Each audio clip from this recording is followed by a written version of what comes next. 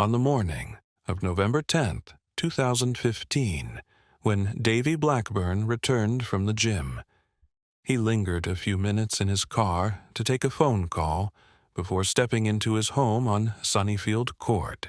But what he encountered was not the usual scene of a happy family.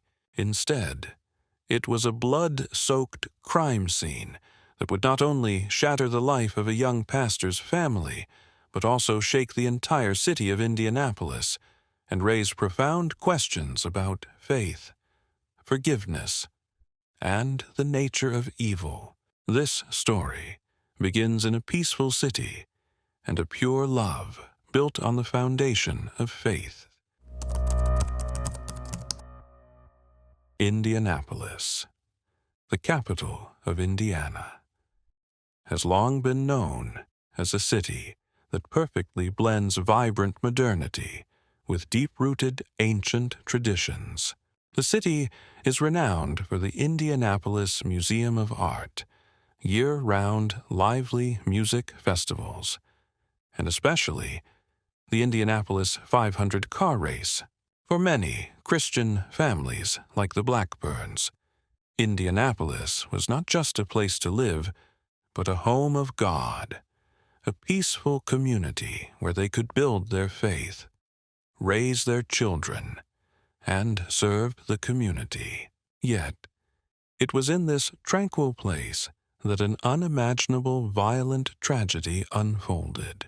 The central figure in this story is Amanda Grace Byers, born on July 31st, 1987 in Muskegon, Michigan, into a family with a deep Christian faith tradition, growing up in a strict religious environment. Amanda absorbed Christian values from a very young age. She was familiar with church services, her father's profound sermons, and studying the Bible as an integral part of daily life. Amanda did not merely follow religious teachings, but lived and breathed them unconditionally. As a teenager, Amanda made a sacred vow to remain chaste and not kiss anyone until her wedding day. This was not a forced decision, but a voluntary choice rooted in her deep faith. Amanda graduated from Elkhart Christian Academy in 2006 with outstanding achievements, particularly in subjects related to humanities and religion.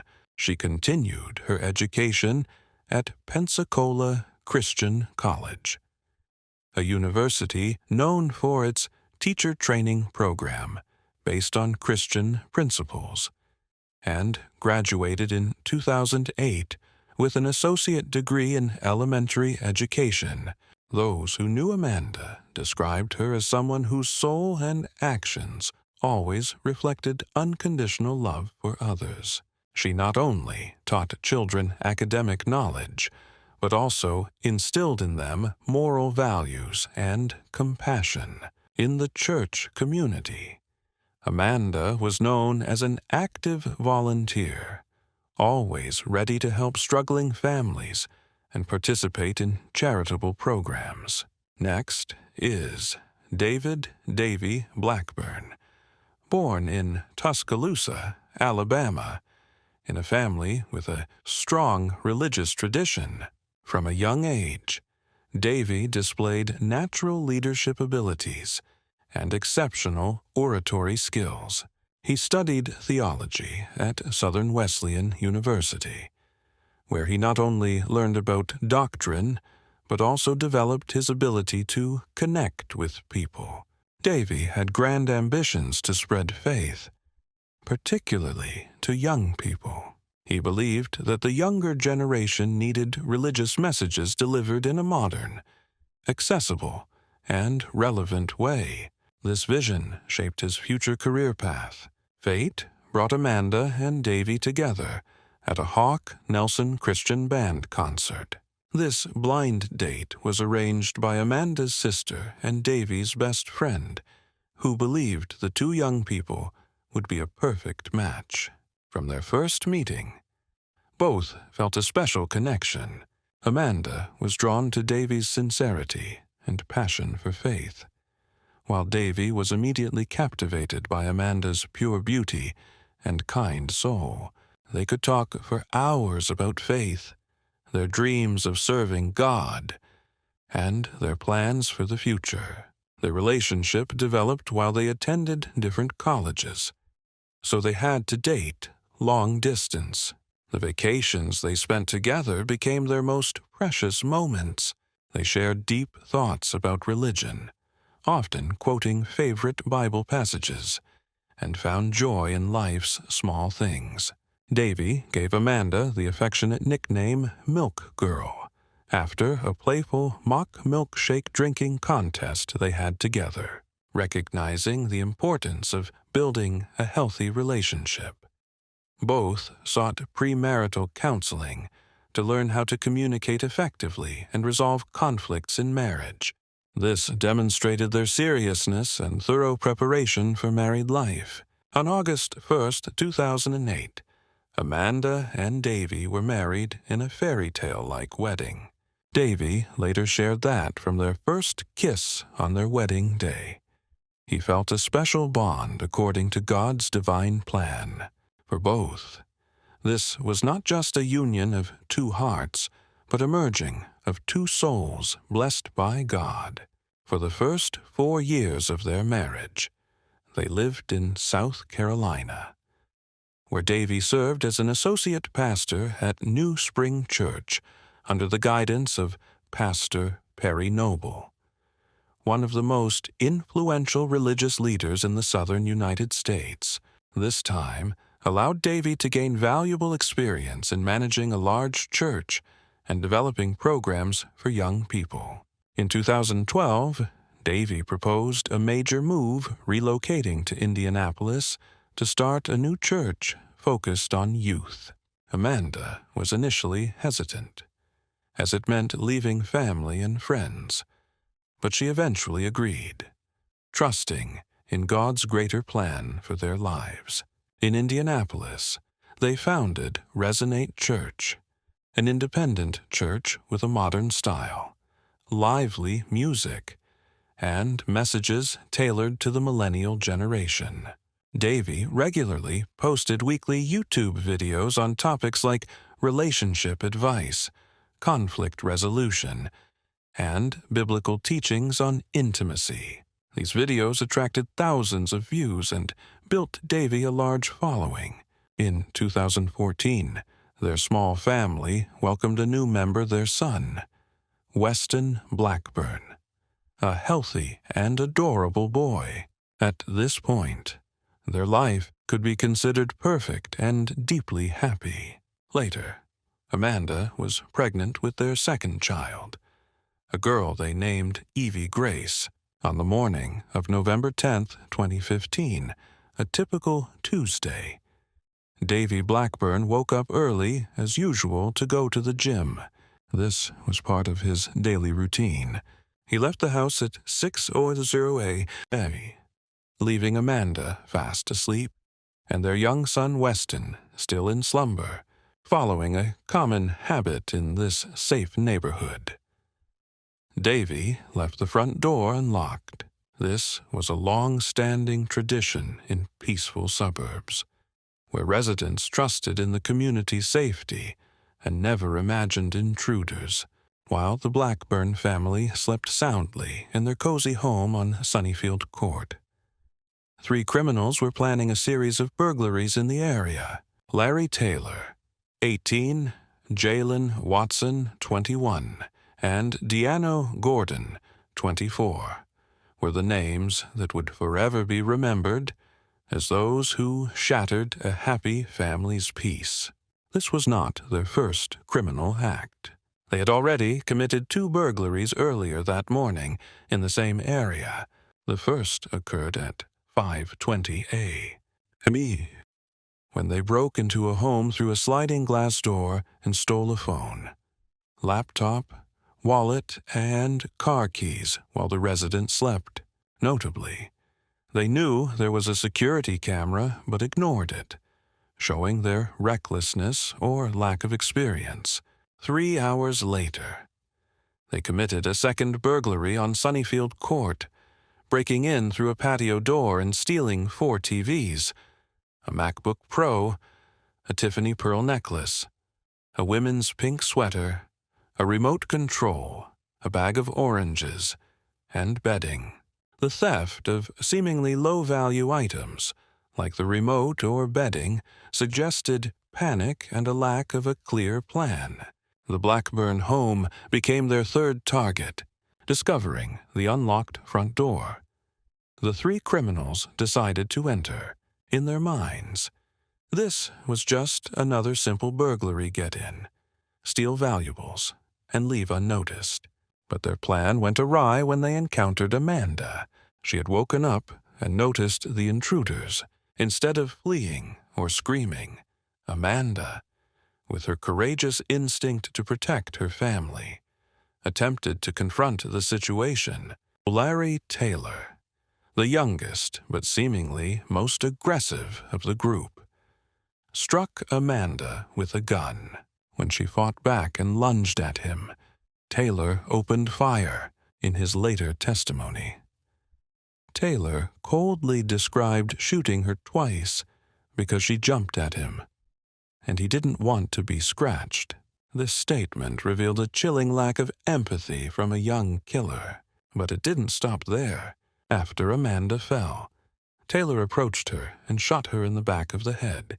He then leaned over, watching her bleed to death, an act that demonstrated complete cruelty and lack of humanity, while Taylor committed the murder. Watson and Gordon searched the house for valuables. They took Amanda's bank cards and decided to leave to attempt withdrawing money from an ATM. After failing to withdraw $500 from the first ATM, they succeeded in getting $1,400 from a second one. Unaware that their actions were being recorded by surveillance cameras, when Watson and Gordon returned to pick up Taylor, he had already completed his crime.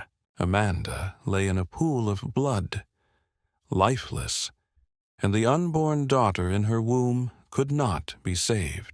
When Davy returned from the gym around 8:10 a.m., he parked in front of the house on Sunnyfield Court as usual. However, an important phone call kept him in the car for a few extra minutes. Perhaps this was fate's arrangement, as those delayed minutes meant Amanda died alone, without her husband by her side in her final moments. Upon entering the house, Davy was met with a horrifying scene. Amanda lying face down on the living room floor in a large pool of blood. She was partially naked, with her underwear nearby, a detail that initially led some to suspect a sexual assault. In shock and panic, Davy checked Amanda's pulse before calling 911 at 8:22 a.m. His tearful and desperate 911 call was recorded, and later became key evidence showing a natural reaction of a husband discovering his injured wife. The crime scene showed clear signs of a burglary gone wrong. The house was in disarray, with items scattered. Amanda's purse emptied on the floor, and credit cards and cash strewn about. The sound of young Weston crying from upstairs added to the tragic scene. Emergency services arrived within 8 minutes of Davy's call. They immediately cordoned off the area and rushed Amanda to the hospital in critical condition. However, her injuries, especially the gunshot to the head, made survival unlikely. Scott Floyd, the first paramedic on the scene, provided crucial testimony about Davy's behavior. He described Davy standing calmly outside the driveway with blood on his hands. Floyd said Davy told him he thought his wife was sick or unconscious due to her pregnancy and didn't realize the severity of the situation. A key detail was the timing. Although Davy entered the house at 8:10 a.m., he didn't call 911 until 8:22 a.m. A 12-minute gap that raised questions for some However, this could be explained by initial shock and his attempt to assess Amanda's condition before calling for help. Floyd also noted that the blood on Amanda's head had begun to coagulate, suggesting the injury may have occurred hours before Davy found her. This aligned with the timeline of the criminal's activities earlier that morning. The autopsy, conducted on November 12th, revealed the brutality of the crime. Amanda had sustained 3 gunshot wounds, one to the back of the head, the fatal shot, one to the left arm through the bicep, and one through the upper back. In addition to the gunshot wounds, Amanda had scratches on her left cheek, a split lip, and a knocked-out lower tooth. These signs indicated she fought fiercely to protect herself and her unborn child. This was not a quick killing, but a brutal, prolonged attack. Investigators quickly identified connections between Amanda's murder and the 2 other burglaries that morning in the area. Reginald Townsell, a neighbor of the Blackburns, provided critical testimony. He described the neighborhood as completely peaceful, and the Blackburn family as wonderful neighbors who never caused trouble. Most importantly, Townsell heard gunshots around 6:35 a.m., exactly 35 minutes after Davy left for the gym. This detail helped establish an accurate timeline of the crime, based on Amanda's injuries and the missing items, bank cards, and a MacBook bag. The initial theory was a robbery gone wrong.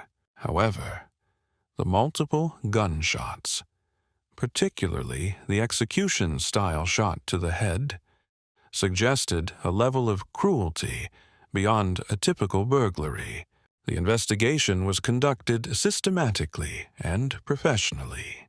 Police reviewed all CCTV footage in the area, interviewed neighbors and acquaintances of the Blackburn family, and released images of suspects from security cameras at the burgled homes to enlist public help in identifying them. The most critical clue came from the discovery of a stolen Chrysler Sebring near the Blackburn home on November 11th, inside the car. Police found the pink sweater stolen from the second burglary, along with phone records and an ATM receipt. The debit card on the receipt matched Amanda's. ATM footage showed the driver covering their face with the stolen pink sweater, a key detail linking the cases. DNA testing on the pink sweater confirmed the presence of Jaylen Watson. This was a major breakthrough in the investigation. From Watson's DNA, police were able to trace connections to Larry Taylor and Diana Gordon through their associations and joint activities. Phone records showed Watson and Gordon were in the Sunnyfield Court area at the time of the crime, and later moved to the Chase Bank where Amanda's card was used. GPS data from their phones created a detailed crime map, tracking their movements. Larry Taylor was identified through surveillance footage and phone information. He attempted to conceal his identity by using a fake name and carrying no ID. But modern technology thwarted his efforts. The final decisive evidence was the discovery of a gun near the Blackburn home. Ballistic analysis confirmed it was the weapon used to kill Amanda. Taylor's fingerprints on the gun provided an undeniable chain of evidence. The arrests of the 3 suspects were carried out with close coordination between the Violent Crimes Unit, the Gang Unit, and federal marshals. Larry Taylor faced 13 serious charges, including intentional murder, a crime that could lead to the death penalty in Indiana. Jaylen Watson was charged with murder and multiple related burglary and robbery charges. Although Watson did not directly shoot Amanda, under U.S. law, he was still accountable for the death due to his participation in the crime that led to it. Diano Gordon was charged with burglary and related offenses, since he did not enter the Blackburn home or directly participate in Amanda's killing. He was not charged with murder. Police Chief Rick Hite publicly praised the investigation, particularly the roles of Assistant U.S. Attorney Josh Minkler and Prosecutor Terry Curry in building a robust case. Hite said this was a prime example of how modern technology and professional investigation could deliver justice for victims, because Amanda was pregnant at the time of her death. Prosecutors considered adding charges related to the death of the fetus. Under Indiana law, killing a pregnant woman can be treated as killing two people, leading to harsher penalties, despite Amanda's clothing being pulled up and her partially naked state. The investigation found no evidence of rape. This indicated the primary motive was robbery, not sexual assault. Watson and Gordon quickly decided to cooperate with prosecutors in exchange for lighter sentences. They provided detailed testimony about Taylor's role in killing Amanda, creating a complete picture of the crime. Taylor, in contrast, attempted to deny responsibility in his testimony. He admitted being near the scene but claimed everything was chaotic and he couldn't recall details. This is a common defense tactic to create reasonable doubt about his mental state at the time of the crime. The investigation also uncovered a fourth person who knew about the criminal plan but did not directly participate. This individual was thoroughly questioned and released due to lack of evidence of direct involvement. The first trial was scheduled for early December 2021 after years of preparation. However, the trial was immediately canceled when a juror violated rules by sharing case information with others.